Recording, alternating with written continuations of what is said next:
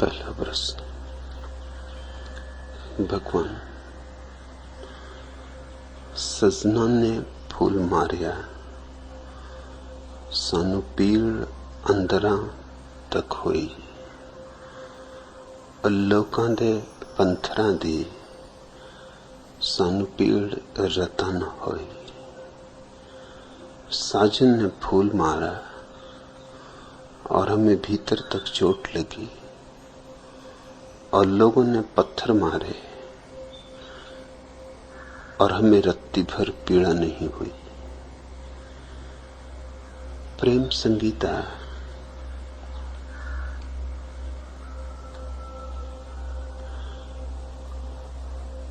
अपेक्षा जहां है वहीं दुख की संभावना है। जहां अपेक्षा नहीं वहां विषाद का कोई उपाय नहीं। जिनसे तुम्हारी अपेक्षा है कि प्रीति मिलेगी, पत्थर नहीं, उनसे अगर फूल भी फेंका जाए तो घाव लगेगा। घाव फूल के कारण नहीं लगता। फूल तो बेचारा कैसे घाव करेगा। घाव लगता है तुम्हारी अपेक्षा के अनुपात से। जितनी बड़ी अपेक्षा उतनी गहरी चोट। हां, जिनसे तुम्हें कोई अपेक्षा नहीं है वे पत्थर भी मारे तो भी दुख नहीं होता, तो भी पीड़ा नहीं होती। इस छोटी सी कहावत में महत्वपूर्ण बात छिपी है कि यदि चाहते हो कि जीवन में आनंद ही आनंद हो जाए, कि कोई भी चोट न रहे, कि कोई पत्थर भी मारे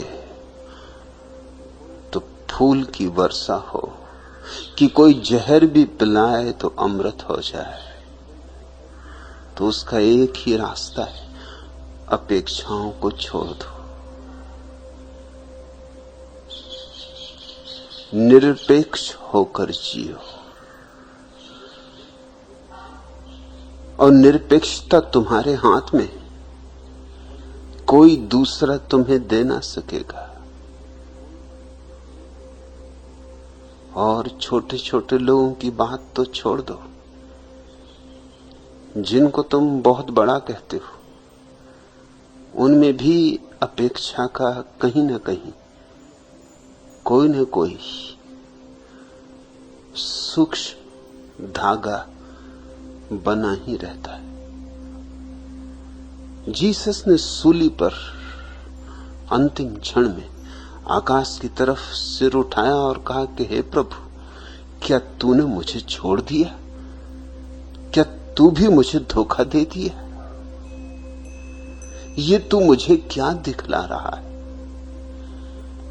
यह वक्तव्य किस बात की घोषणा है? यह वक्तव्य इस बात की घोषणा है कि जीसस अभी भी प्रबुद्धता को उपलब्ध नहीं हुए थे। अभी अपेक्षा बाकी थी। नहीं थी संसार से तो परमात्मा से थी। इससे क्या फर्क पड़ता है कि किससे अपेक्षा? आखिरी घड़ी में बात छिपाते छिपाते भी छिपी नहीं, प्रकट हो गई। आखिरी घड़ी में सच्चाइयां प्रकट हो जाती। जिंदगी भर छिपाए हों जो राज, वे भी उखड़ जाते। जीसस के मुंह से अनायास इस बात का निकल जाना कि हे प्रभु, क्या तूने भी मुझे छोड़ दिया? किस बात की खबर दे रहा है? इस बात की कि कहीं भीतर आशा थी कि चमत्कार होगा, आकाश से फूल बरसेंगे, कि उतरेगा कोई हाथ परमात्मा का और उठा लेगा मुझे। सूली सिंहासन बन जाएगी, इसका कहीं कोई सपना जरूर किसी गहन तल में मौजूद था। साधारण लोगों की जो भीड़ इकट्ठी हुई थी, 1 लाख आदमी इकट्ठे थे, देखने इकट्ठे थे कि देखें अब क्या चमत्कार होता, क्योंकि सुनते थे कि यह आदमी चमत्कारी, कि पानी पर चलता है, कि पत्थरों से इसने रोटियां बना दी, कि अंधों को आंखें दे दी, कि मुर्दों को जिंदा कर दिया है। तो आज आ गई परम घड़ी, तमाशा देखने लोग इकट्ठे हुए थे। वे भी सब निराश लौटे। जब कुछ भी ना हुआ, सूली लग गई। कोई ना आकाश से हाथ उतरा, न पृथ्वी फटी, न भूकंप आया, न बाढ़ आई, न तूफान उठे, कहीं पत्ता भी ना हिला। प्रकृति वैसे ही चलती रही जैसी चलती थी। प्रकृति ने कोई अपवाद ना किया। ये सारे लोग भी निराश होकर लौटे। घर जाके उन्होंने कहा होगा कि दिन व्यर्थ खराब किया। धूप धाप में पहाड़ी पर चढ़ के गए, दिन भर भूखे रहे और हाथ कुछ भी ना लगा। इनमें और जीसस में अभी बुनियादी फर्क नहीं। जीसस की ये अपेक्षा है ईश्वर से कि हो कुछ अनूठा। नहीं हुआ तो शिकायत निकल आई, और जहां शिकायत है वहां कैसी प्रार्थना। शिकायत कभी प्रार्थना नहीं बनती। शिकायत कैसे प्रार्थना बन सकती? प्रार्थना तो धन्यवाद है। लेकिन जीसस बहुत बुद्धिमान व्यक्ति थे।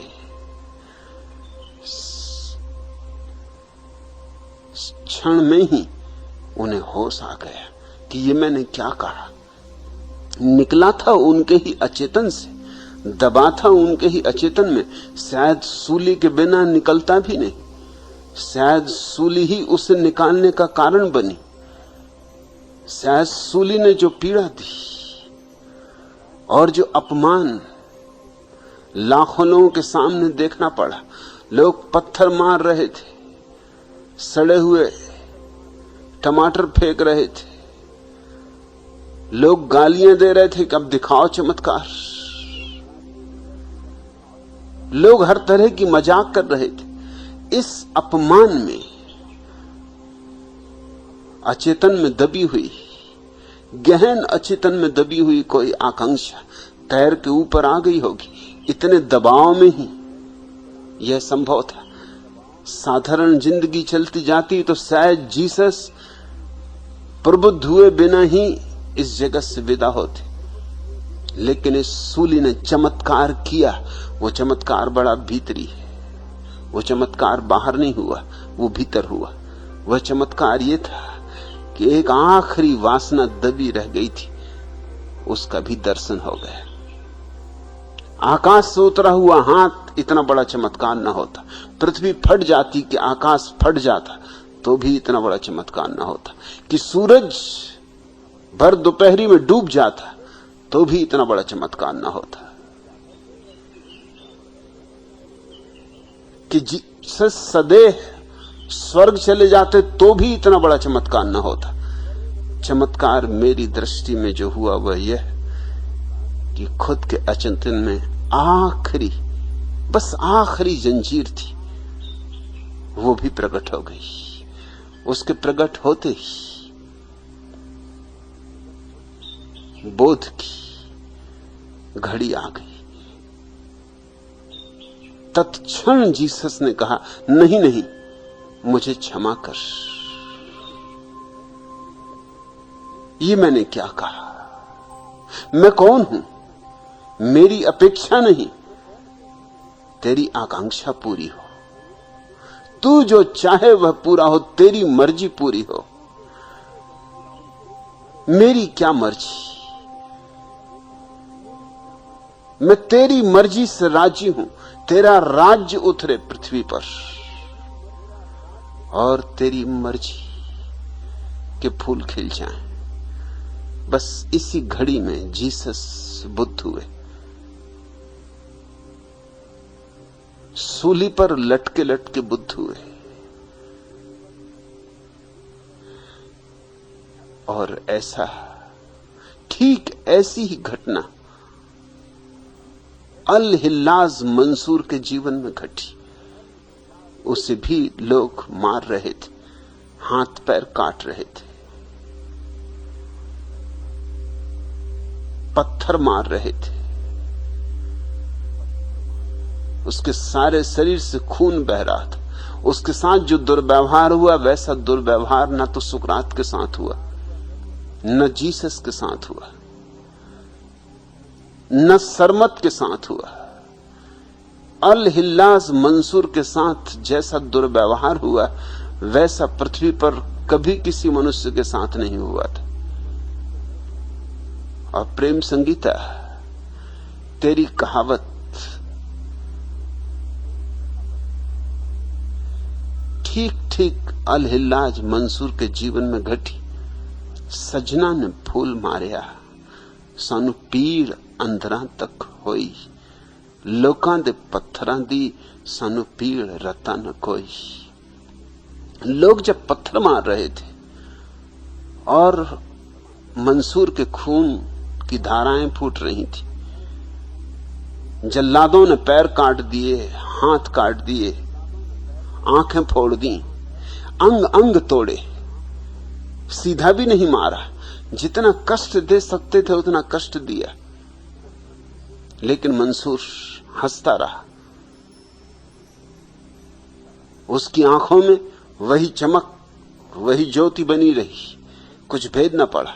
अनल हक का वही गुंजार कि मैं परमात्मा हूं, कि मैं ब्रह्म, अहम ब्रह्मास्मि की वही उद्घोषणा जारी रही। भीड़ में अल हिल्लाज मंसूर का गुरु जुन्नैद भी मौजूद था। लोग जब पत्थर मार रहे थे तो जुन्नैद ने एक फूल फेंक के मारा।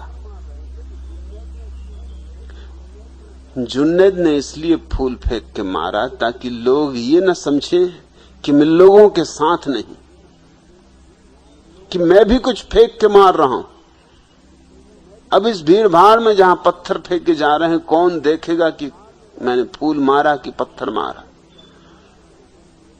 जुन्नैद दो काम कर रहा था। एक कि ताकि भीड़ ये समझ ले कि मैं भी विरोध में हूं मंसूर के, था मेरा शिष्य, लेकिन मेरी उसने सुनी नहीं। मैंने मना किया था कि ये उद्घोषणा मत कर, उसने मानी नहीं, तो मैं भी विरोध में हूं, ताकि भीड़ समझ ले कि जुन्नैद का सहारा नहीं है मंसूर को। और इसमें और राजनीति भी थी कि मंसूर भी समझ ले कि आखिरी क्षण में मैं तुझे विदा देने आया हूं, देख फूल से तुझे विदा दे रहा हूं। राजनीति बड़ी दुधारी तलवार होती। इधर भीड़ भी राजी हो जाएगी कि चलो जुन्नैद भी हमारे साथ खड़ा है, और मंसूर भी प्रसन्न होगा कि गुरु विदा देने आया और एक फूल की वर्षा की मेरे ऊपर। लेकिन जुन्नैद को आश्चर्य हुआ ये जानकर कि मंसूर को धोखा देना आसान न था। मंसूर की आंखें खुल चुकी थीं, उसे धोखा देना असंभव था। उसका दर्पण साफ हो चुका था। उस दर्पण में अब सत्यों का ही सीधा प्रतिबिंब बनता था। मंसूर खिलखिला के हंसा और उसने कहा कि जिसने ये फूल मारा है वो समझ ले कि लोगों के पत्थरों से मुझे इतनी चोट नहीं पहुंच रही जितनी इस फूल से पहुंच रही। क्योंकि लोग तो ना समझ पत्थर मार रहे हैं तो ठीक समझा जा सकता है, लेकिन जिसने ये फूल मारा है वो समझ ले ठीक से कि इससे मुझे बहुत घाव पहुंचा है। इससे मुझे बहुत चोट पहुंची, क्योंकि फूल उसने मारा है जिससे मैं सोचता हूं कि समझदार है, जिससे मैं सोचता हूं कि मुझे प्रेम करता था, जिससे मैंने ये कभी आशा न की थी, अपेक्षा न की थी। मगर मंसूर को इतनी सी अपेक्षा भी अगर शेष है तो भी वासना का अभी एक पतला सा धागा उससे बांधे हुए।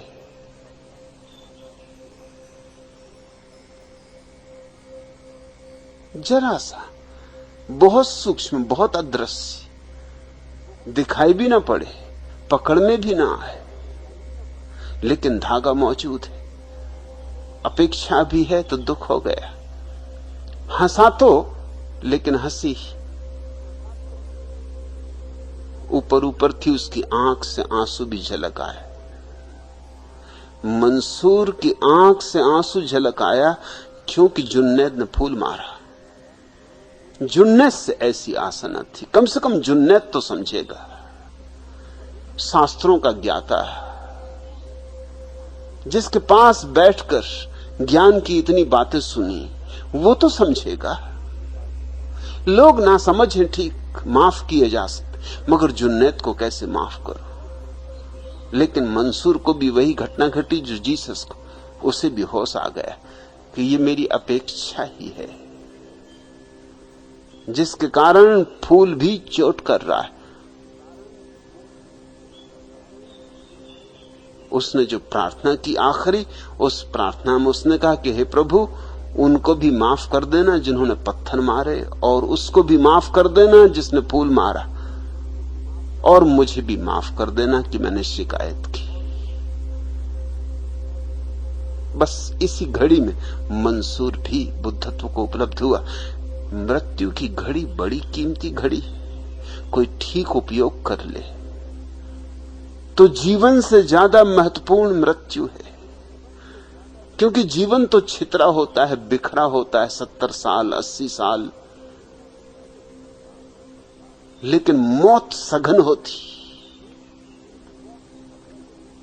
मौत प्रगाढ़ होती। एक क्षण में सब कुछ हो जाता है।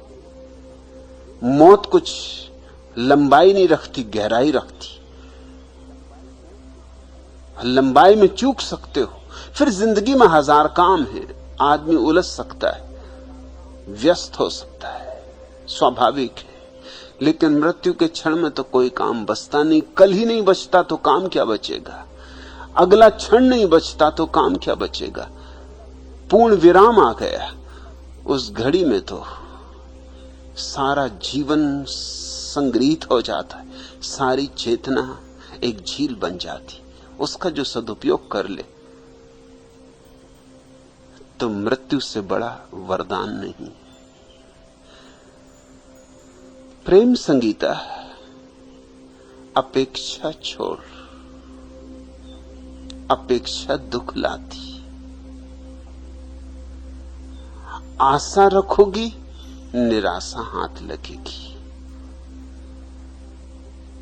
अपेक्षा रहेगी, उपेक्षा हाथ लगेगी। सुख मांगोगी, दुख पाओगी।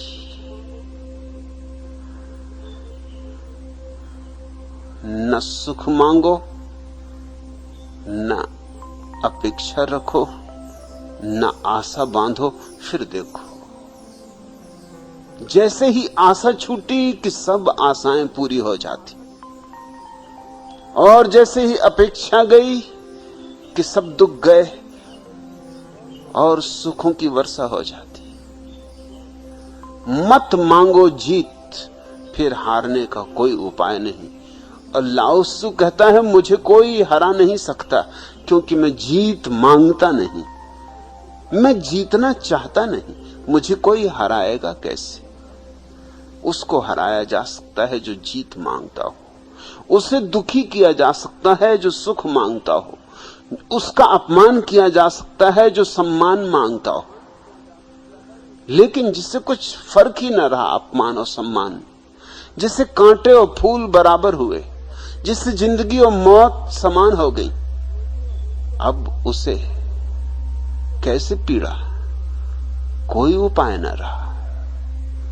और यही क्षण, यही घड़ी जब व्यक्ति अतिक्रमण करता है संसार का, इसको कहो निर्वाण, समाधि, बुद्धत्व।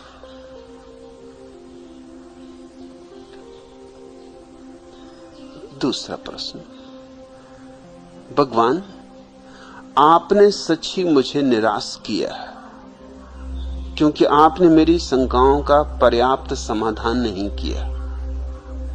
मैं मान लेता हूं कि आपके जैसा सन्यास पृथ्वी पर पहले कभी न था, परंतु ये गैरिक वस्त्र तथा आपके शिष्यों का गले में आपके लॉकेट वाली माला पहनना, यह सब धारणा नहीं तो क्या है? यह तो भारतीय संस्कृति ही लगती है। और आप जिस ध्यान और समाधि का वर्णन करते हैं, वैसा ही वर्णन शब्दों के थोड़े अलग प्रयोग से अष्टावक्र से लेकर कृष्णमूर्ति तक सभी बुद्ध पुरुषों ने किया है, और उन पर बोलते हुए आप भी सहमत हुए। बुद्ध पुरुषों की इस लंबी श्रृंखला को ही मैं भारतीय संस्कृति की दीप मालिका कहता हूँ, जिसके जगमगाते वर्तमान दीपक आप। निवेदन है कि आप मुझे अपना आलोचक न समझें, क्योंकि मैं भली भांति समझता हूँ कि आप जो कर रहे हैं उससे ही मनुष्य मात्र का कल्याण संभव है। भारत भूषण, मैंने तुम्हें निराश नहीं किया, तुमने आशा बांधी होगी, वही आशा तुम्हें निराश करेगी। मैंने तो पर्याप्त समाधान किया था, तुम्हारा नहीं हुआ, ये और बात है। क्योंकि तुमने जो जो पूछा था उसका मैंने उत्तर दे दिया था। अब तुम जो पूछ रहे हो ये तो तुमने पूछा ही नहीं था। न तो तुमने गैरिक वस्त्रों की बात उठाई थी, न माला की, न तुमने अष्टावक्र की बात उठाई थी, न कृष्णमूर्ति की।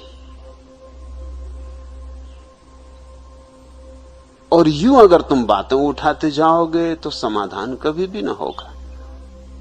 चलो आज फिर कोशिश करें।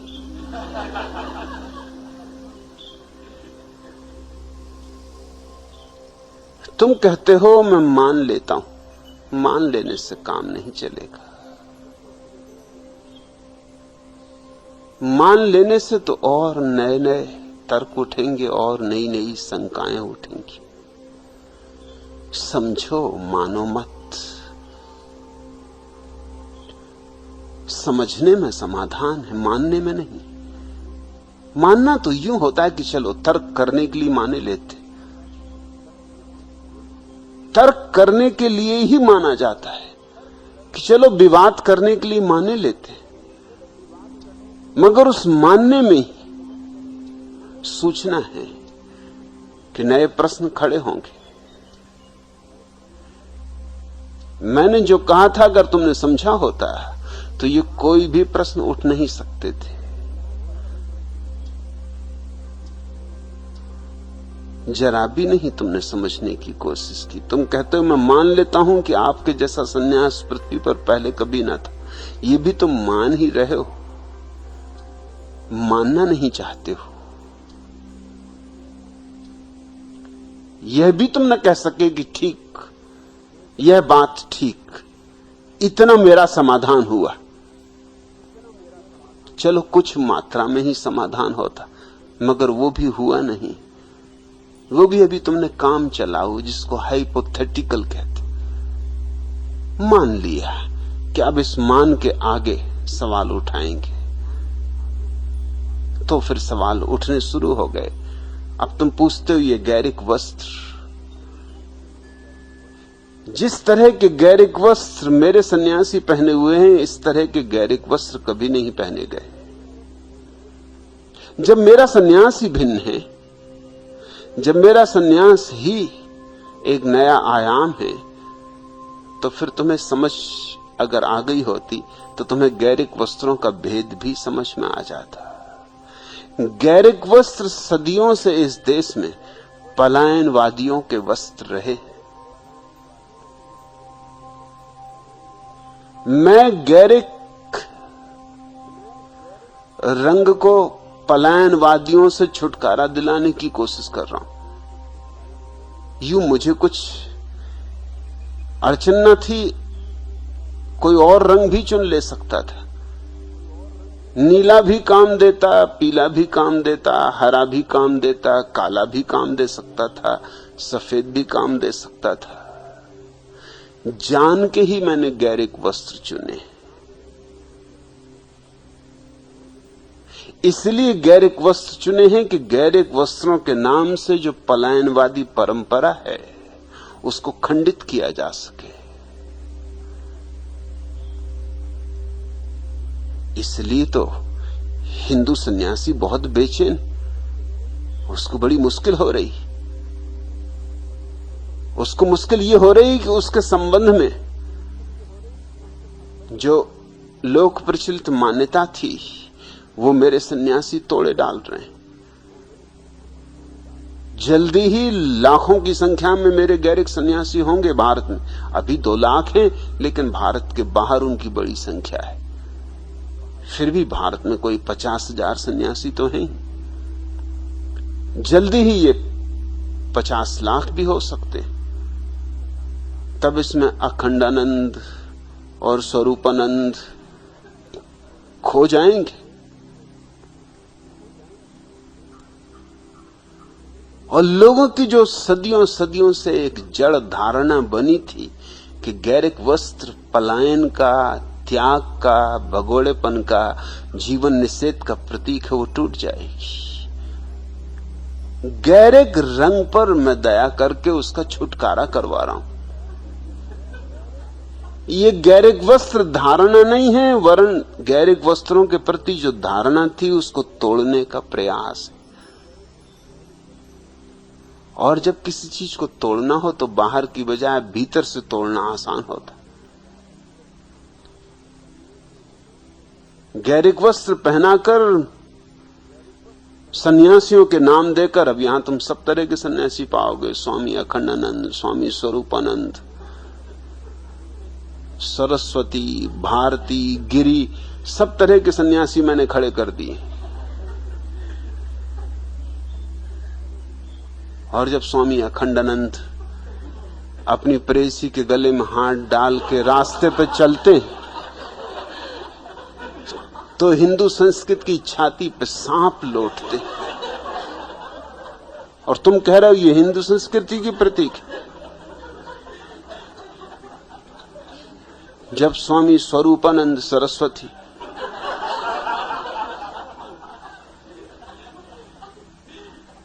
होटल में बैठ के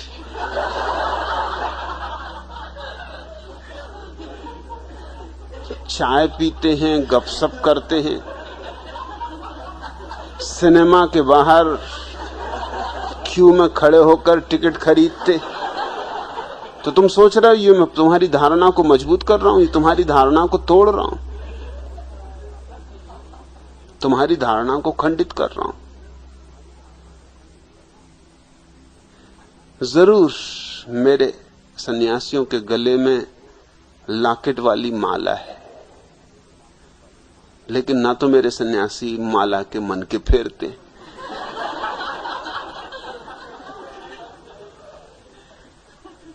माला का काम सदियों से ये था कि बैठ के उस पर राम राम जपो। मेरे सन्यासी तो कुछ माला के मल के फेरते नहीं, लेकिन माला उनको पहना दी है।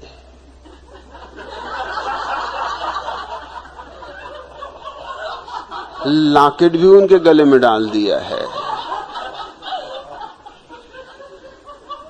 ये सिर्फ एक गहरा मजाक है और कुछ भी नहीं।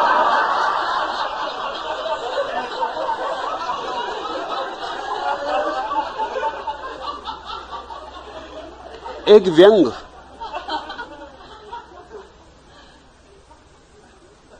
ये तुम्हारे सन्यास की जो अब तक की धारणा है उसको खंडित करने के लिए एक गहरा मजाक। न माला में कुछ रस है मुझे, न लॉकेट में कोई रस है,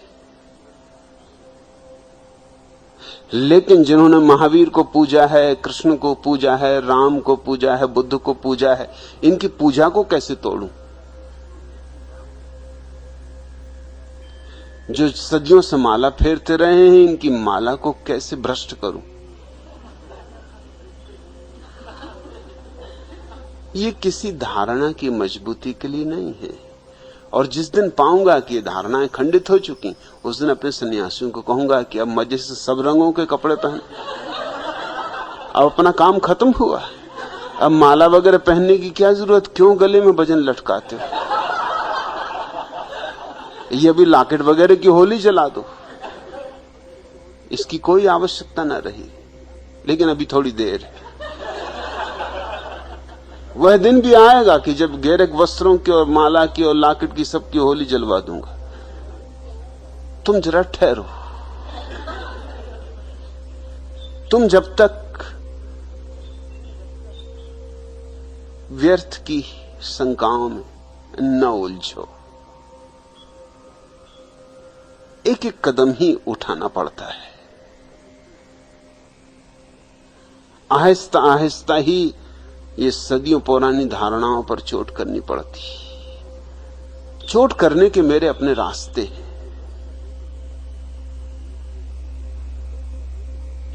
यह भी एक रास्ता है, यह भी एक विधि मात्र है। इसमें कहीं कोई धारणा नहीं है और कहीं कोई भारतीय संस्कृति नहीं। और तुम कहते हो आप जिस ध्यान और समाधि का वर्णन करते हैं, वैसा ही वर्णन शब्दों के थोड़े अलग प्रयोग से अष्टावक्र से लेकर कृष्णमूर्ति तक सभी बुद्ध पुरुषों ने किया है, और उन पर बोलते हुए आप भी सहमत हुए हैं। बुद्ध पुरुषों की इस लंबी श्रृंखला को ही मैं भारतीय संस्कृति की दीप मालिका कहता हूं, जिसके जगमगाते दीपक आप हैं। फिर तुम जापान में हुए रिंझाई, बोकोजू, बासो, इनको भी भारतीय संस्कृति में गिनोगे या नहीं? क्योंकि इन्होंने भी थोड़े शब्दों के हेरफेर से यही कहा है जो अष्टावक्र ने कहा, जो कृष्णमूर्ति कह रहे हैं, जो मैं कह रहा हूं। फिर तुम जेरूसलम में हुए मोजेस, बपतिस्मा वाले जान, जीसस, इनको भी भारतीय संस्कृति में गिनोगे या नहीं? क्योंकि इन्होंने भी थोड़े शब्दों के हेर फेर से वही कहा है। फिर अरब में हुए अल-हिल्लाज मंसूर, बहाउद्दीन, मोहम्मद, इनको तुम भारतीय संस्कृति में गिनोगे या नहीं गिनोगे? क्यों अष्टावक्र और कृष्णमूर्ति को ही गिना? यह कैसा मोह।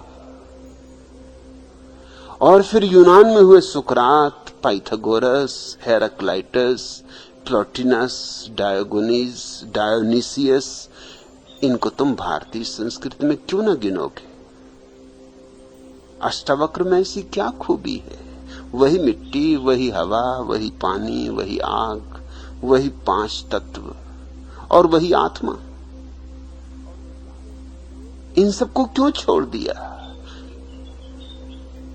और फिर ईरान में हुए जरथुस्त्र और हाकिम सिनाई और उमर खयाम और जलालुद्दीन रूमी और नसरुद्दीन, इनको तुम कहां गिनोगे?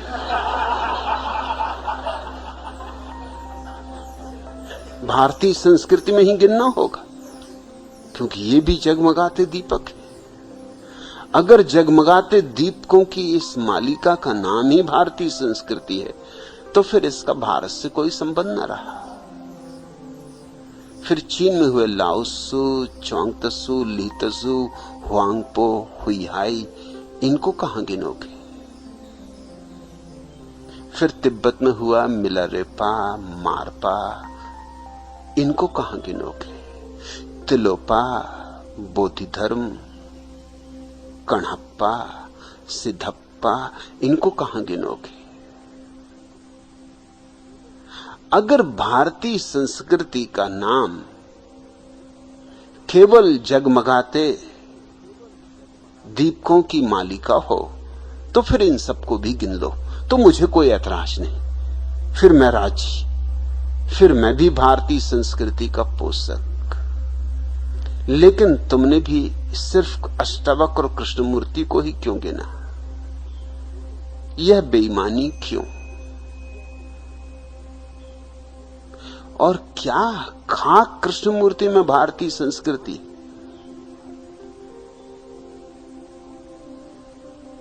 सिर्फ इसलिए कि भारत में पैदा हुए, बस इसके सिवाय और तो कुछ नहीं।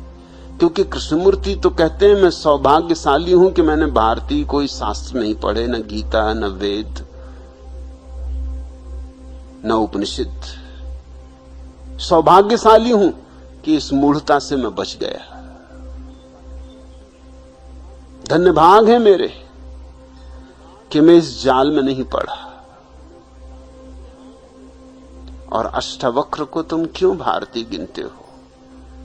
क्योंकि अष्टावक्र ना तो वेदों के पक्ष में है, ना हवन, यज्ञ, पूजा पाठ, मंदिर, मूर्ति। तुम अष्टावक्र में ऐसा क्या पाते हो जिसको तुम भारतीय कह सकते हो और जिसको तुम लाओत्सु में नहीं पाओगे? तो या तो भारत की परिभाषा बदल दो, भौगोलिक न रखो, फिर सारे बुद्ध पुरुषों का जो गगन मंडल है वह भारत है। लेकिन उसको भारत ही क्यों कहो? उसको जापान क्यों ना कहो? उसको चीन क्यों ना कहो? उसको अरब क्यों ना कहो? उसको इजराइल क्यों ना कहो? आखिर भारत कहने का क्या मोह है उसे? अगर भारत पूरब है तो जापान और भी पूरब है, ठेठ पूरब, जहां सूरज ही उगता है, सूरज का ही देश, हमसे भी ज्यादा पूरब। जापान के हिसाब से तो हम पश्चिमी, हम पश्चिम में पड़ते। अगर पूरब का ही प्रतीक चुनना तो जापान को चुन लो, मगर ये बड़ी मुश्किल की बात है। जापान के लिए अमेरिका पूरब है, जमीन गोल है।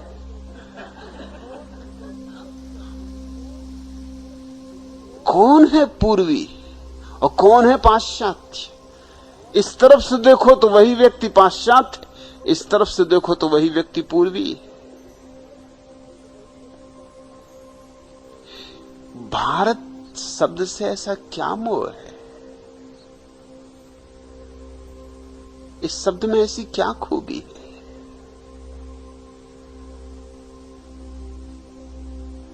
ये सिर्फ हमारे मोह है। यहूदियों का मोह है इस्राएल, मुसलमानों का मोह है मक्का, मदीना, अरब। ये सब मोह है। न तो अष्टावक्र में कुछ भारतीय, न कृष्णमूर्ति में कुछ भारतीय, न मुझ में कुछ भारतीय। जो मुझ में है, जो कृष्णमूर्ति में है, जो अष्टावक्र में, वही बहाउद्दीन में, वही जलालुद्दीन में, वही पाइथागोरस में है, वही जरथुस्त्र में, वही जीसस में, वही बासो में, वही लिंची में, वही वांगपो में। वह तत्व जिससे व्यक्ति जीवन को पहचान लेता है, जागरूकता है। जागरूकता का क्या भारत से लेना देना? जागरूकता क्या कोई भौगोलिक चीज है? जाग तो कोई कहीं भी सकता है, तिब्बत में भी जाग सकता है, चीन में भी जाग सकता है, भारत में भी जाग सकता है। देह तो मिट्टी है, किसी भी देह में जाग सकता है। गोरी चमड़ी हो तो जाग सकता है, काली चमड़ी हो तो जाग सकता है। अष्टावक्र शरीर से 8 जगह एड़े टेढ़े थे, इसलिए तो उनका नाम अष्टावक्र। 8 जगह से एड़ा टेढ़ा आदमी देखा कभी? बिल्कुल ऊंट जैसा होगा।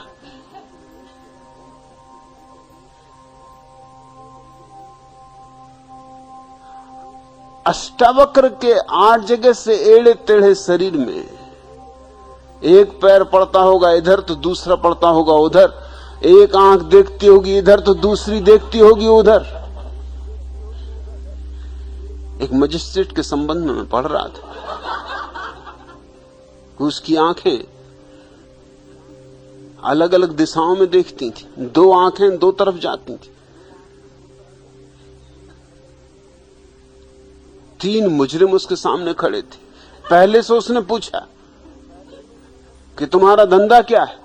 दूसरे ने कहा कि जी मैं होटल करता हूं। उसने मैंने तुमसे नहीं पूछा जी। तो तीसरे ने कहा कि मैं कपड़े का धंधा करता हूं। अभी पहले पे तो आंख ही नहीं पड़ रही उसकी। अष्टावक्र की हालत ऐसी रही होगी, देखते होंगे कहीं, चलते होंगे कहीं, जाते होंगे कहीं। वो तो अच्छा हुआ पहले हो गए, नहीं तो आजकल के ट्रैफिक में कहीं भी कुचल गए होते।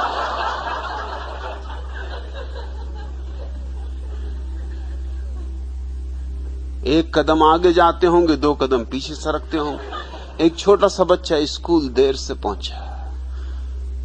अध्यापक ने पूछा कि इतनी देर कैसे हुई? उसने कहा कि मैं क्या करूं, वर्षा हो रही, आप देख रहे हो कैसी कीचड़ मची हुई। 1 कदम आगे चलता था, 2 कदम पीछे सरकता था। शिक्षक भी था तो होशियार, गणितज्ञ था। उसने कहा अच्छा 1 कदम आगे चलते 2 कदम पीछे सरकते तो फिर पहुंचे कैसे? उसने कहा, लड़का भी होशियार था, उसने कहा कि फिर मैंने घर की तरफ चलना शुरू किया, तब बामुश्किल पहुंच पाया।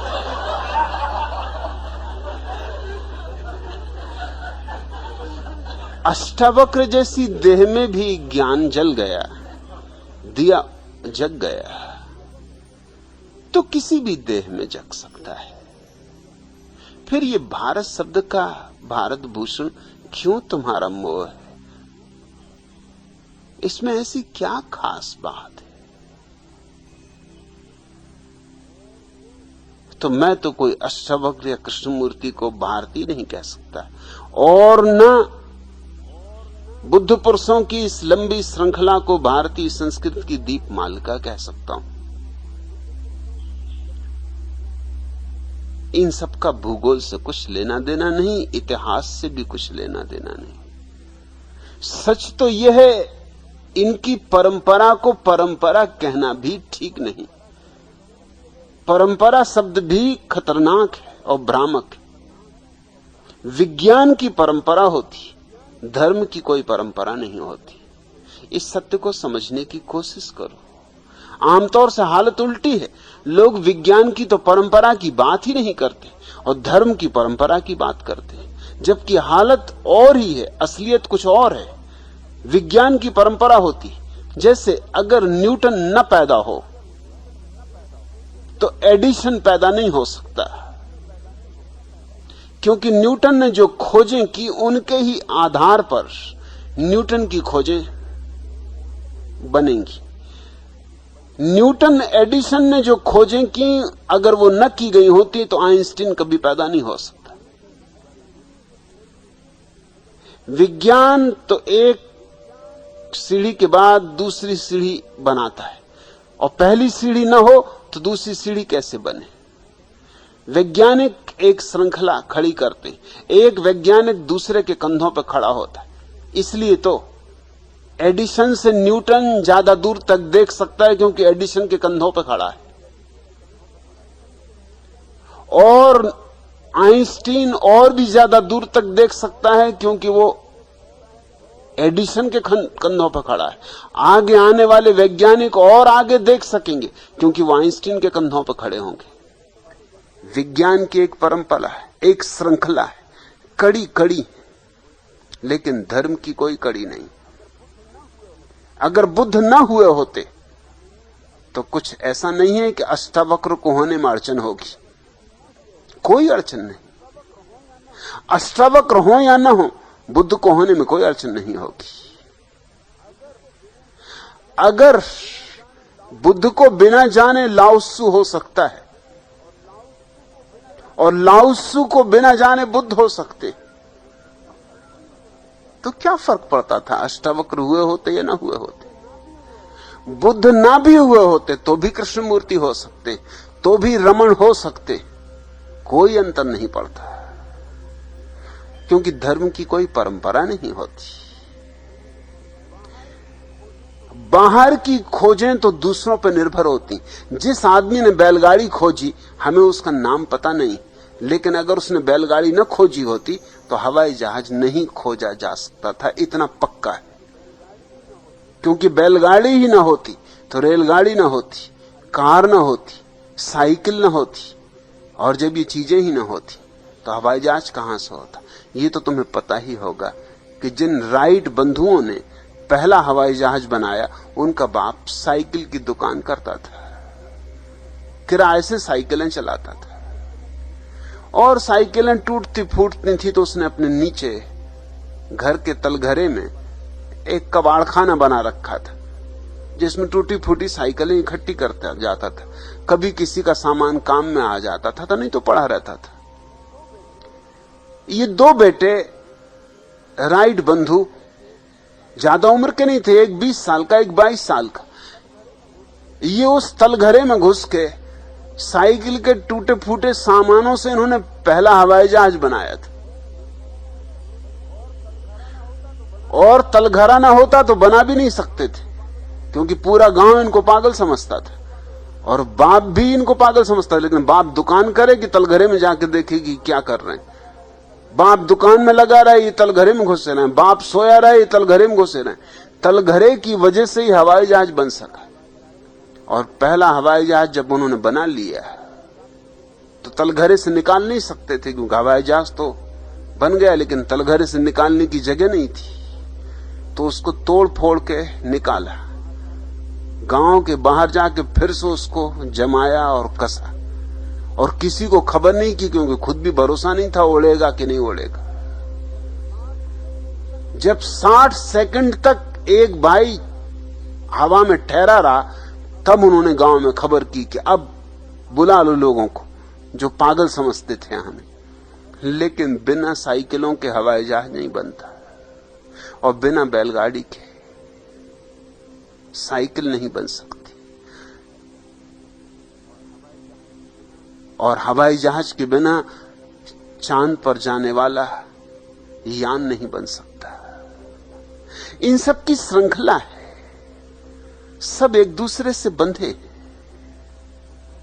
लेकिन बुद्धत्व की कोई श्रृंखला नहीं होती, कोई एक दूसरे से बंधन नहीं होता। प्रत्येक बुद्ध निज होता है, अपनी निजता में होता है, अद्वितीय होता है। कोई पीछे हुआ हो बुद्ध या न हुआ हो, कोई आगे हो या न हो, कुछ फर्क नहीं पड़ता, क्योंकि बुद्धत्व की घटना वर्तमान में घटती, उसका अतीत से कोई संबंध नहीं, अतीत से मुक्त होने में ही घटती। और विज्ञान अतीत पर निर्भर होता है, अतीत के बिना नहीं हो सकता। इसलिए ख्याल रखना, जब विज्ञान वर्तमान की बात करता है तो वर्तमान शब्द तो वही है, लेकिन विज्ञान का शब्द वर्तमान अतीत पर निर्भर होता है। और जब धर्म वर्तमान की बात करता है तो धर्म का अतीत से कोई संबंध नहीं होता, धर्म का वर्तमान अतीत से मुक्त होता है। एक ही शब्द लेकिन बड़े अलग उनके अर्थ होते। इन सब की कोई दीप मालिका नहीं है, कोई श्रृंखला नहीं, लेकिन तुम्हारे मन में एक स्वाभाविक रोग है जो सभी के मन में, सारी दुनिया में प्रत्येक व्यक्ति अपने देश को, अपने देश की गौरव गरिमा को बढ़ा चढ़ा के बताना चाहता है। अपने देश के गौरव में उसे अपने अहंकार की तृप्ति भी मालूम होती। इसीलिए हम बातें करते हैं अतीत गौरव की, गरिमा की।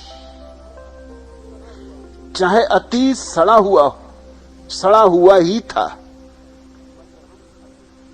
मगर हम अतीत की सड़ांत को फूलों में ढांक देते, सुगंधियां छिड़क देते हैं कब्रों पर, लाशों पर सुंदर रेशमी वस्त्र ओढ़ा देते,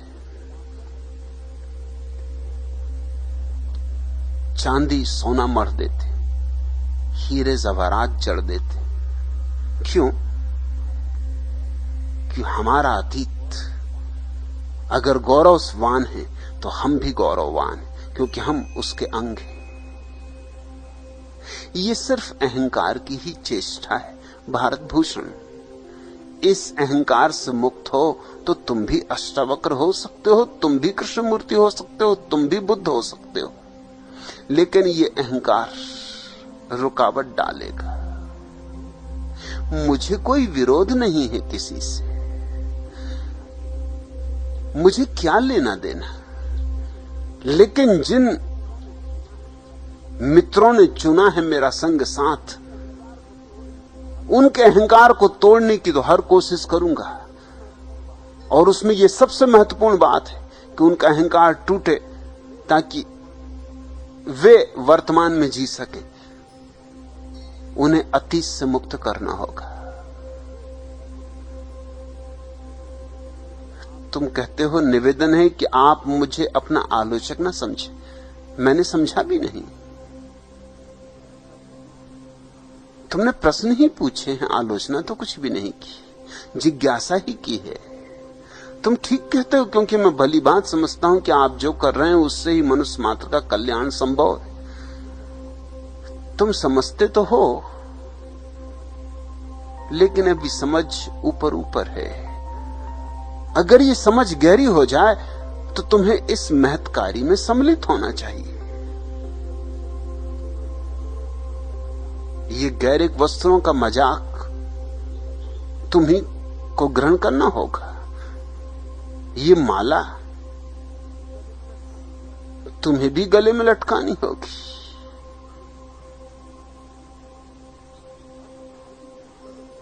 और घबराओ नहीं, नाम कुछ ऐसा देंगे, स्वामी भारतानंद भारती, ऐसा कुछ नाम देंगे कि तुम्हें याद रहे। कुछ नाम की चिंता ना करो। मुझसे प्रेम है तो मुझसे जुड़ो, लेकिन अभी बहुत सी शंकाएं होंगी मन में। कल फिर लिख ले आना।